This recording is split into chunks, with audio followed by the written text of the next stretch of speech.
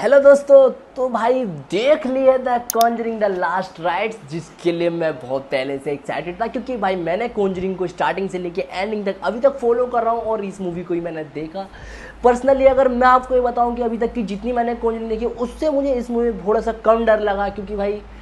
जो पुरानी मूवियों में जिस तरीके से भाई लोगों को डराने की कोशिश करी थी, और आप सबको पता है कि कॉन्जरिंग जो एक अपने ही आप में एक फ्रेंचाइज है जिसको भाई 7-8 पार्ट आ चुके हैं, एनाबेला, कॉन्जरिंग और भी बहुत सारे हैं। तो भाई ये रियल स्टोरी बेस बनाते हैं एंड जिस तरीके से भाई वो अपने केस को सोल्व करते हैं, तो वही सारी चीज़ें हमें इसमें देखने को मिलेगी। तो भाई वेल इतना ही कहूँगी, देखो हॉलीवुड की अगर कोई पूछे कि सबसे ज़्यादा हॉरर एंड मूवी, तो भाई वो कहीं ना कहीं कॉन्जरिंग यूनिवर्स का ही पार्ट में से रिलेटेड होती है। एंड वैसे तो इंडिया, इंडोनेशिया और भी बहुत सारे देश जिसमें एक हॉरर लेवल का एक अलग एक्सपीरियंस देखने को मिलता है। पर जब बात कॉन्जरिंग फ्रेंचाइज की आती है तो सब लोग एक्साइटेड हो जाते हैं, क्योंकि भाई जो जो बंदा इनको अभी तक फॉलो करता हुआ आ रहा है, उनकी मूवियों को देखता हुआ आ रहा है, तो उनके लिए बहुत ज़्यादा एक्साइटेड होने वाली। तो मैं मूवी देख चुका, तो मूवी में कितना डर है कितना नहीं, आपकी फटेगी नहीं फटेगी, आपको अकेले देखनी चाहिए, सबके साथ देखनी चाहिए, यह मूवी में कुछ अलग है नहीं है, विलन कौन है, तो आज इसी के बारे में बातें करते हैं। तो आइए शुरू करते हैं बिना किसी देर। स्टार्टिंग होती है एकदम नॉर्मल तरीके से, जिसमें एक लड़की दिखाते हैं, वो लड़की एज ए उन्हीं की बेटी होती है, जिन पर बात आती है कि भाई मतलब वैसे तो ये लोग जो है हट चुके हैं, अब कोई भी केस सोल्व नहीं करते, पर जब उन पर अपनी बेटी की बात आती तो वो दोबारा से केस को सोल्व करना चालू कर देती कि भाई क्या हुआ कैसे,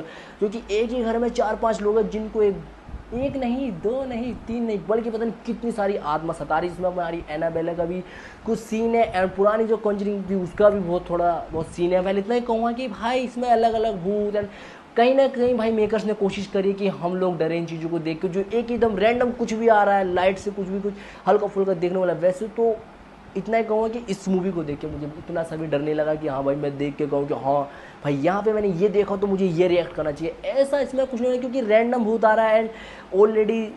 वो जो डर एक्सपीरियंस जो भाई हमें अभी तक इतनी सारी कॉन्जरिंग में देखने को मिला था, वो इसमें दूर से कहीं नहीं देखने को मिला। वेल इतना ही कहूँगा कि वो हर बार की तरह ही अपने जितने भी केस होते हैं उनको भी सोल्व करते हैं और इसको भी सोल्व कर रहे हैं, और इस बार उनकी बेटी भी किस तरह से इसमें इन्वॉल्व होती है और उसको भी बचाते हैं। अब वो उन लोगों के जिनके संग ये सारी घटना होती है वो उनको कैसे बचाएंगे, कहीं ना कहीं वो कुछ ना कुछ मिसअंडरस्टैंडिंग करते हैं अपने भूत को, जो कि हल्के में लेते, क्योंकि भाई मैं सोचता हूँ इसमें इनका वो वाला भूत भी आया जिसको ये सबसे पहले केस आया था, जिससे डर गए थे स्टार्ट, क्योंकि तब ये नए थे, पर अब ये भाई पुराने हो चुके हैं, एक्सपीरियंस हो चुका है, तो वो सारे भूत इसमें एंटर करेंगे। एंड इतना ही कहूँगा लास्ट में कि भाई मैंने मूवी देखी जिससे मुझे ऐसा लग रहा था कि भाई मेरे को डरना चाहिए, मेरे को जो अभी तक की मैंने सारी फ्रेंचाइज मूवी कॉन्जरिंग की देखी, तो उसके हिसाब से इस मूवी को इन्होंने मेकर्स ने कम मेहनत करी है, कम डर दिखाया है, और मैं तो बिल्कुल नहीं डरा। और अगर आप इस मूवी को देख के डर रहे तो कमेंट बॉक्स में ज़रूर लिखना। एंड इतना ही कहूँगा कि ये लास्ट पार्ट होने वाला है जिसमें भाई हम चाह रहे थे कि सबसे ज़्यादा इसमें हॉरर चीज़ें एंड वोलेंट चीज़ें एंड कुछ तो ऐसा दिखाते, पर रियल स्टोरी बेस है, तो रियल